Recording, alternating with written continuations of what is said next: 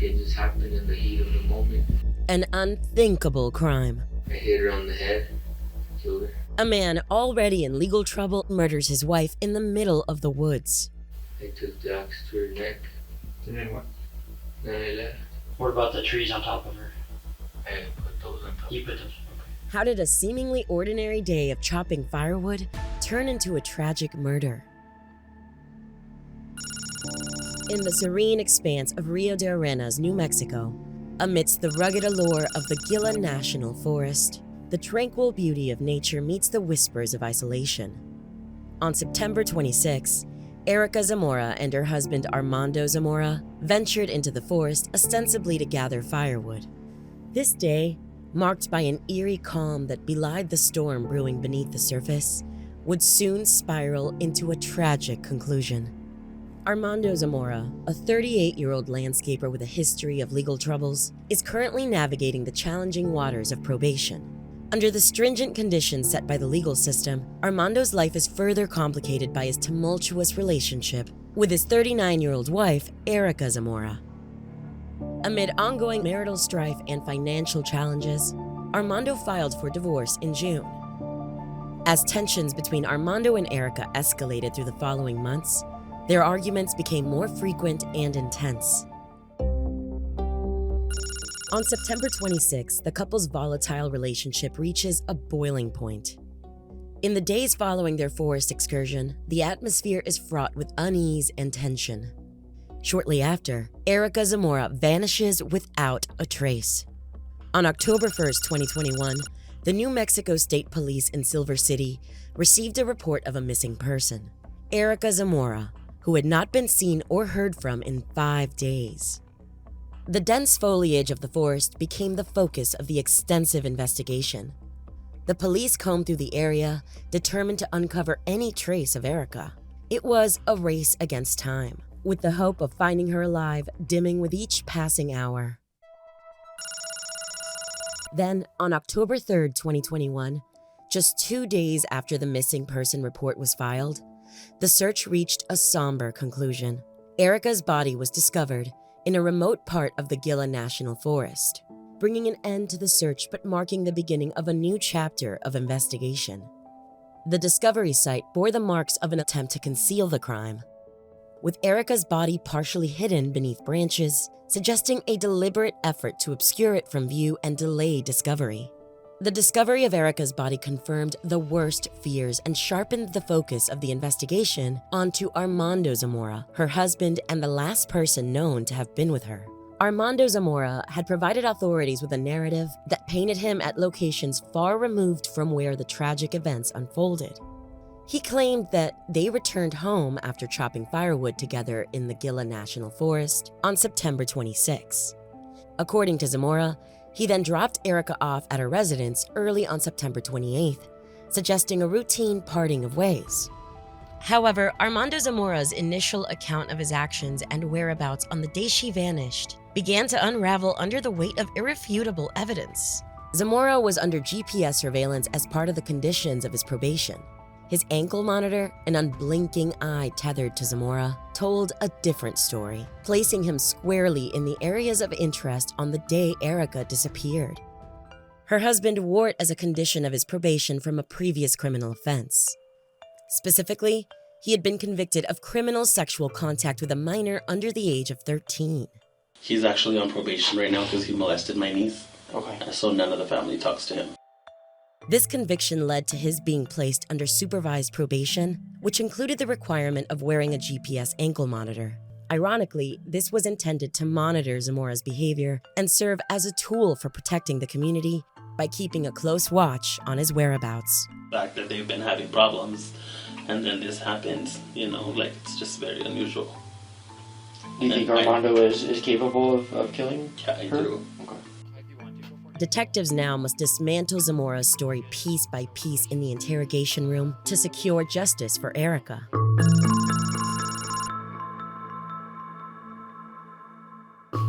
Thank you for coming in. I know it's late. Yeah, I was 12 already. Yeah, so just come to this hallway here. You can take a left this way at the end, and it'll take a right, and the rooms there on the right. The interrogation begins with officers attempting to put Zamora at ease by engaging in casual conversation. This common tactic encourages more open communication, hoping Zamora might share details more freely in a less confrontational environment. So I think you understand why you're here, Zach? You know why you're here? Yes. So tell me what you think you're here for. Well, the state police called me today around 1 or 2, you know, and I guess they put out a missing report on my wife. Okay. And she can't be found. Okay. So what can you tell me about that? The interrogator quickly pivots to the timeline of Erica Zamora's last known activities and interactions with Armando. This aims to establish a baseline of Zamora's narrative for cross-referencing with evidence and inconsistencies. Saturday, I got wood too, you know what I mean? Okay. And she was there. Okay. Same thing. You went, got wood, dropped off grandma's. Yeah. Okay. What about Saturday?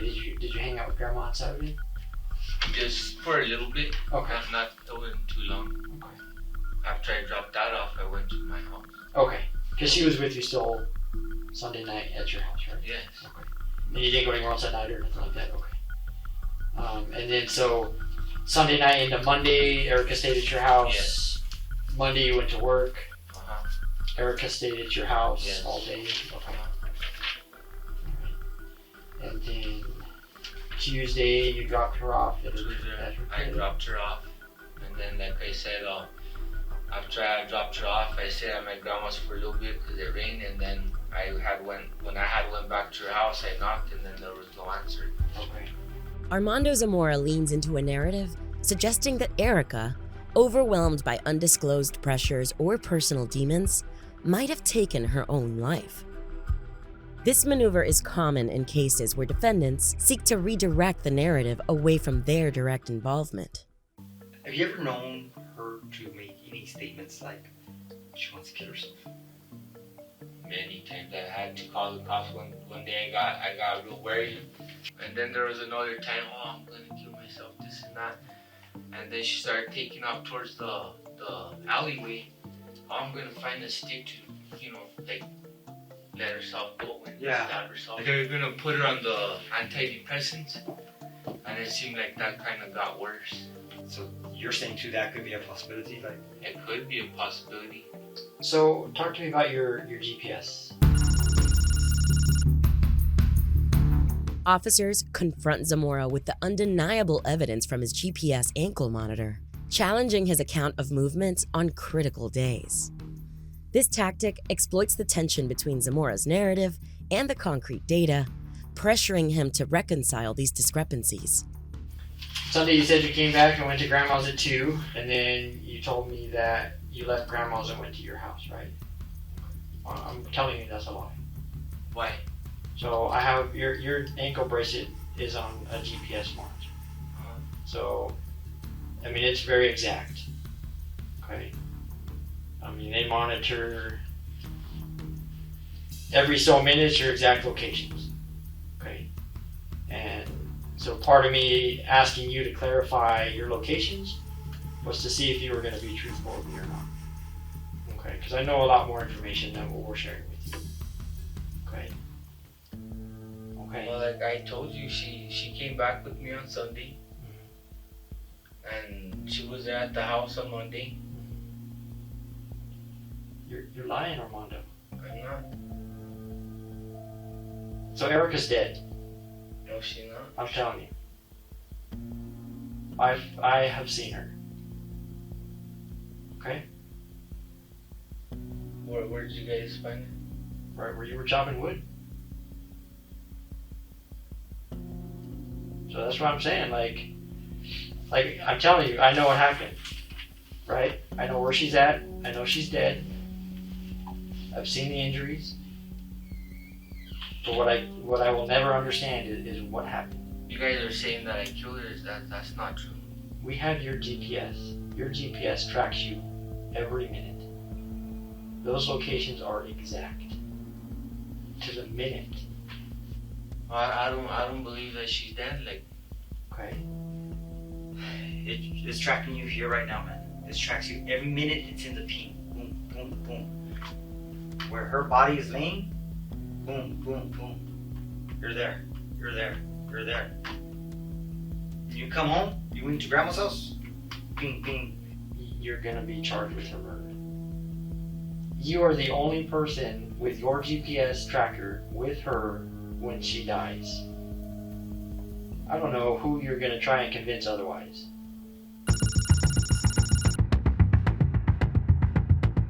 The interrogation peaks with officers accusing Zamora of Erica's murder, juxtaposed against his continued denials. Something happened between you two guys up there. And this is your opportunity to speak on that, man, because once we leave this room, I mean, a jury's not going to see a sympathetic husband no more.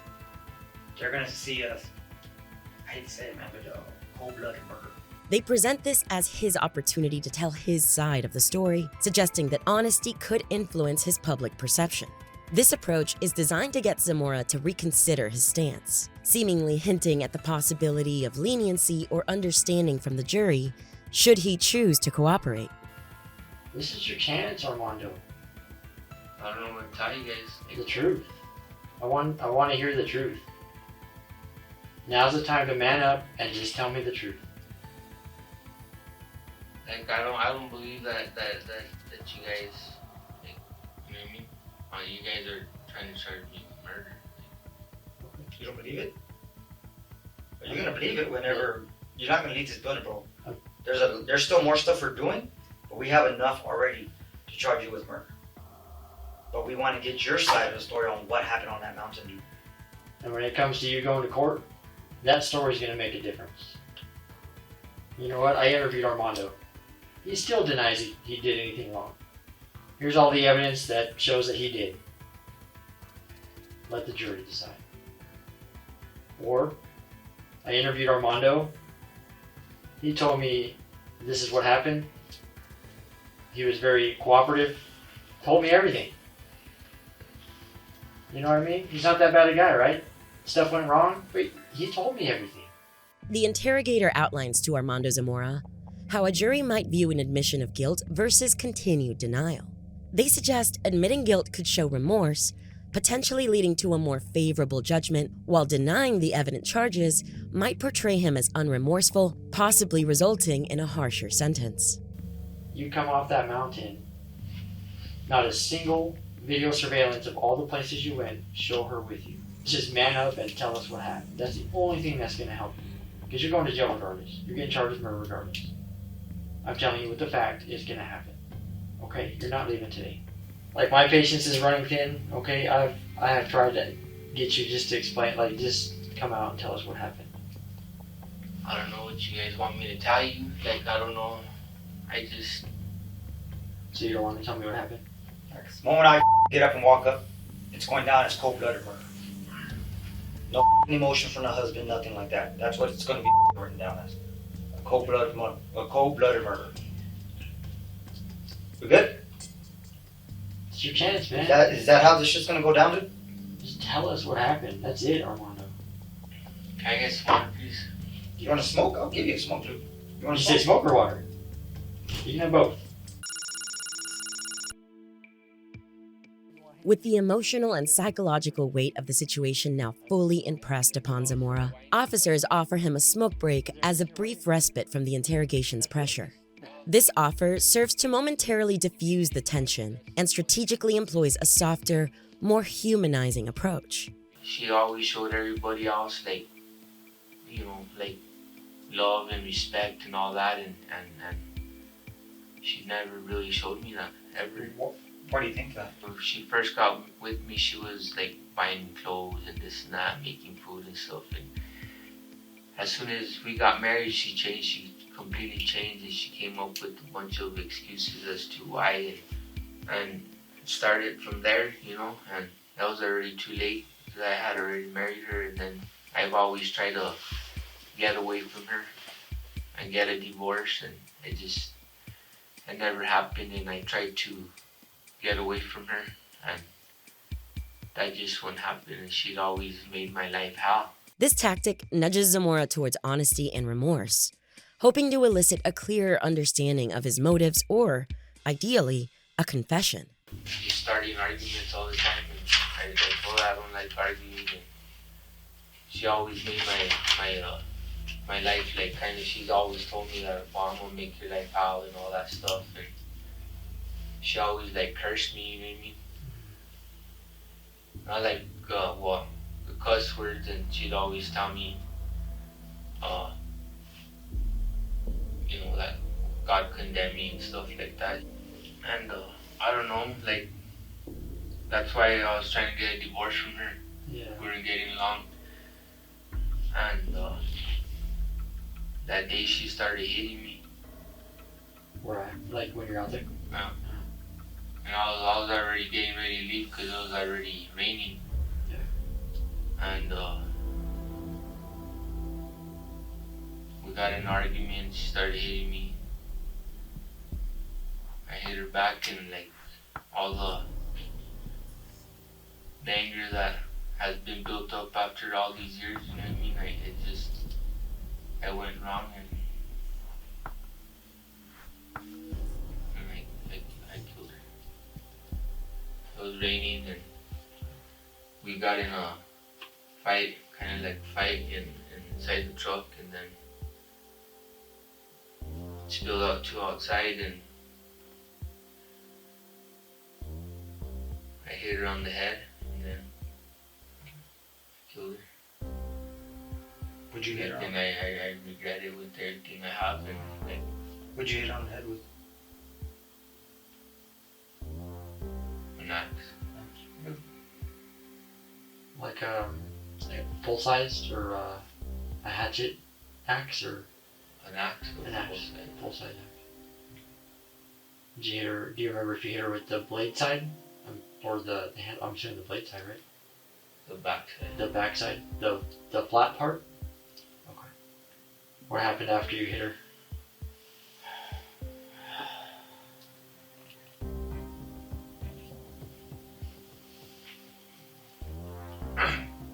After I hit her, I loaded up everything that I took there, and then I was still like real angry, and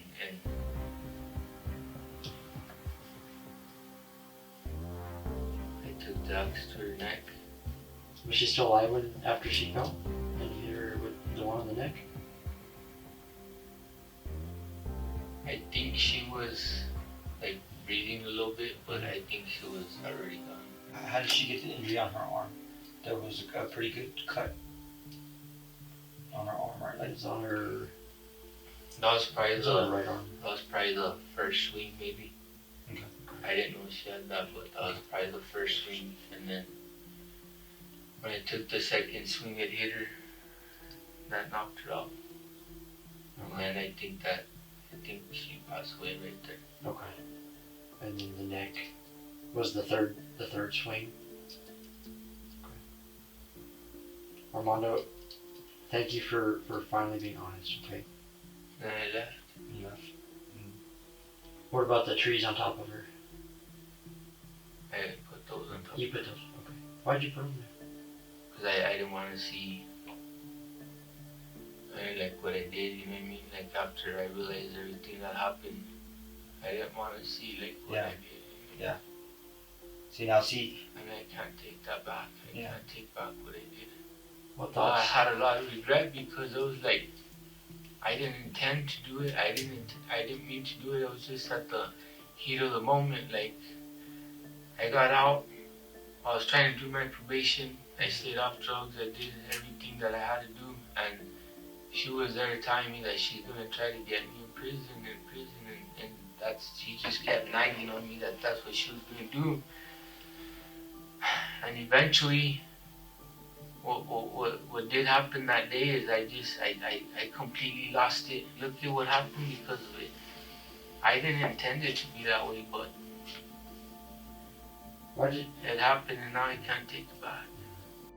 She would tell me, God condemn you, this and that, God judge you, and all that stuff, and she just kept saying that almost every day, every argument, and trying to, blame me for why our marriage ain't working, and a lot of it was because she just didn't know how to have like peace, you know? She never knew how to give me peace. With the GPS data from Zamora's ankle bracelet providing compelling evidence of his involvement in Erica's murder, the interrogation at first glance might seem redundant. Their ability to secure a confession not only solidified the case against Zamora, but also offered a deeper understanding of his motives and psychological state at the time of the crime, information that is invaluable for the prosecution and sentencing phases. Furthermore, the detailed confession helped to corroborate and refine the timeline and events leading up to the murder, enhancing the overall strength of the legal case. Through their skilled approach, the interrogators ensured a more comprehensive and nuanced case could be presented at trial, underlining the importance of thorough interrogation techniques, even when physical evidence strongly indicates guilt. Armando Zamora pleaded guilty to the murder of his wife, Erica Zamora, effectively acknowledging his responsibility for the actions that led to his wife's untimely death. His guilty plea allowed for a swift resolution of the case without requiring a lengthy trial. Bringing a cold reality to the theory of electronic surveillance measures, the GPS ankle monitor, while precise in mapping Armando Zamora's movements, ultimately could not prevent the grim fate that befell Erica Zamora. Oh, bad luck. Why do you play your